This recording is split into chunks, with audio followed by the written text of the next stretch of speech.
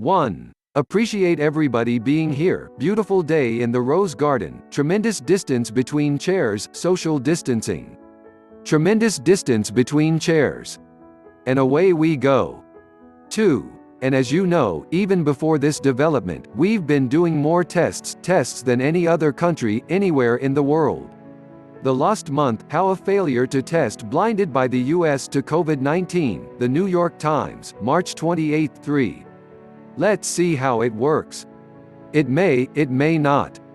But we may have some incredible results. Here Trump is referencing experimental drug treatments for coronavirus. But really, this is him talking about his response to every issue that arises during his presidency. It might work. It might not. But it could be incredible. 4. We have some interesting things will be announced, I think over the next few weeks, but we'll see what happens.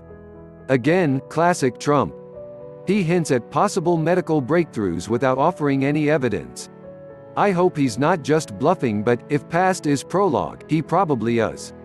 5. Even though this is different, something is going on, and you ought to look into it as reporters. Where are the masks going?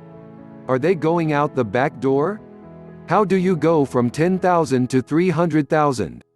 In which the President of the United States suggests, with zero evidence, that hospitals in New York are somehow stealing masks or purposely asking for too many from the federal government. This is a truly outrageous charge. And deeply disrespectful of the medical professionals on the front lines fighting this virus. 6. So, somebody should probably look into that, because I just don't see, from a practical standpoint, how that's possible to go from that to that. Somebody should probably look into that, says the president about an accusation he made without any proof. 7. I hope I didn't get any of your clients in trouble, but it could be that they are in trouble. So they have to look at that in New York. He just won't stop. 8. Many of the states are stocked up. Some of them don't admit it, but we have sent just so many things to them, and including ventilators. No big deal, just the president casually accusing states of lying about their medical needs in the midst of a global pandemic. Very normal stuff. 9. Today I spoke with Wolfgang Puck. I did not see that coming. Trump talked to the chef about how to save restaurants amid the economic slowdown caused by the coronavirus. 10. Think of it, 151 countries. Somebody said to me today that wasn't in this particular world, they didn't know that we had that many countries. 151 countries. That's something. Looks directly at camera, Jim Halpert style. 11. Something we did very well is, when we stopped the inflow from China at a very early level, that was a good thing to do, a great thing to do. We would have had thousands and thousands of more deaths. The US now has more coronavirus cases than any nation in the world. 12. No, I want the people of New York to check, Governor Cuomo, Mayor de Blasio, that when a hospital that's getting 10,000 masks goes to 300,000 masks during the same period, and that's a rapid period, I would like them to check that. Because I hear stories like that all the time. So, because he hears stories like that all the time, Trump felt comfortable suggesting that New York is lying about their protective medical equipment needs. Okay. 13. So I think people should check that because there's something going on, whether it's not, I don't think it's hoarding, I think it's maybe worse than hoarding. Worse than hoarding. Like, what? Selling them on a black market? Who knows, because Trump never said. 14. Just like, I'll never forget the day when a general came and said, "Sir, my first week in office, we have no ammunition." No. 15. It was just an aspiration. We actually will be hitting, potentially, and this was with our meeting before, on Easter, that could be a peak. Trump is rewriting history here. At the time he said he hoped church pews would be full for Easter Sunday. He never suggested that was an aspirational goal. He just said it. 16. So that was an aspirational number. I didn't say Easter. I said, it would be a great thing, if we could do it by Easter. Here's exactly what Trump said on March 24 in a Fox News town hall in the Rose Garden. "I'd love to have it open by Easter, okay? I would love to have it open by Easter. I will tell you that right now. It's such an important day for other reasons, but I'll make it an important day for this, too. I would love to have the country opened up and just raring to go by Easter." 17. You know, I see things, I see numbers. They don't matter to me. If you don't think poll numbers matter to Trump, may I refer you to his Twitter feed for the last 5 years. 18. I mean, I know insurance companies better than anybody. There are a lot of things Trump knows better than anybody.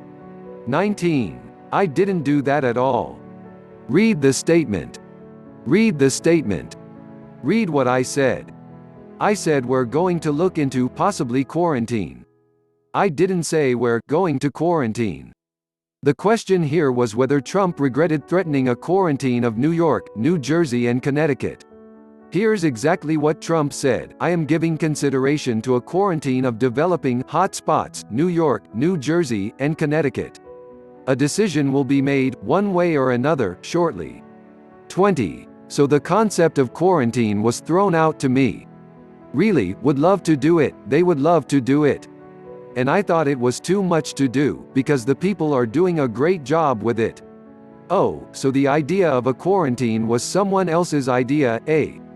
And the president didn't want to do it, despite tweeting out the possibility to his 70+ million followers. Right. 21. I didn't say that. This is how Trump responded to a question about him telling Sean Hannity that some governors were requesting ventilators they didn't actually need. Here's him saying it, and you know, they'd say, like Gov.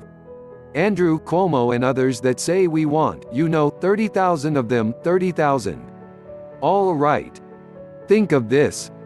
You go to hospitals, they'll have one in a hospital. And now, all of a sudden everybody's asking for these vast numbers. So, yeah. 22. Why don't you act in a little more positive? It's always trying to get you. 2 things here. 1. It's not the media's job to be positive.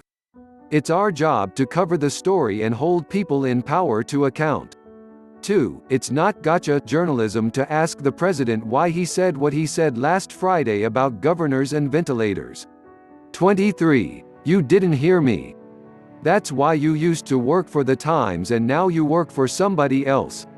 Look, let me tell you something, be nice. Don't be threatening. In which the President of the United States tells an African-American female reporter, Yamiche Alcindor, that she was removed from the New York Times for asking negative questions. She wasn't fired, she left to join PBS NewsHour. B. She should be nice. Again, not the media's job. And C. Her question was threatening. It wasn't, it was about what Trump said 2 days ago. Unreal. 24. When journalists get up and ask questions that are so threatening, we're all on the same team. I shouldn't really need to write this, but holding people in power to account is an act of patriotism. 25. When I hear face masks go from 10,000 to 300,000, and they constantly need more, and the biggest man in the business is, shocked. Just a reminder, the reason mask requests are soaring is because we are dealing with a virus for which humans have no immunity and for which there is no vaccine. 26. And remember, we started with a system that was broken. For many years, it was broken. And I'm not blaming the last administration. Narrator voice, he actually is. 27. We took over a dead, barren system. We took over a system that was obsolete. It was good for a tiny, little sample of people. The key takeaway for Trump in all of this, it's not his fault. You can't blame him. 28. We could have done it on Easter, but there was a good chance that if it's coming down or if it's still going up, maybe it's going to be coming down by then. Jim Halpert stare 29. Again, because of what we've done and because of the fact that we've stopped the flow from China so early, because the question is, from a lot of my friends, why didn't we just wing it? Why didn't we just wing it? Really? Trump's friends were asking why we didn't just wing our response to a global pandemic. 30. So you're going to have tremendous suicides, but you know what you're going to have more than anything else? Drug addiction. You will see drugs being used like nobody has ever used them before. In which the president tries to justify his now walked-back claim that extended periods of social distancing would destroy the economy and cause more deaths than the virus if left to its own devices. Insanity. 31. I spoke to great people today that have done a great job. And one day, at the top of their business, they're celebrity chefs, they've got the most successful restaurants, and in one day they have nothing. They're celebrity chefs. 32. Anxiety causes, disease, they say. A lot of people, you're going to have tremendous. So, okay. 33. But I didn't say that. I didn't say that. The question, from CNN's Jeremy Diamond, was why Trump had said, if they don't treat you right, I don't call, about the nation's governors last week. Here's video of Trump saying exactly that. 34. No, I don't call. No, I don't call the governor of Washington now. So, Trump is saying he didn't say the thing he did, but then admitting that he is actually not calling governors who he doesn't believe are appreciative enough of the help the federal government is providing. Truly mind-boggling stuff. 35. I don't have to call because I'm probably better off not, because we don't get, he's a failed presidential candidate. He's a nasty person. I don't like the governor of Washington. Modern-day presidential. 36. In 100 years, you could bet your life that he would never be here with CNN and all their cameras, if they're bad, because we help their ratings. Totally false. In the midst of a global pandemic, it's the media's job to cover, and contextualize, what the president and his advisors are saying and doing. Ratings have zero to do with it. 0. 37. Unfortunately, the enemy is death. It's death. A lot of people are dying, so it's very unpleasant. It's a very unpleasant thing to go through. This feels like a good place to end.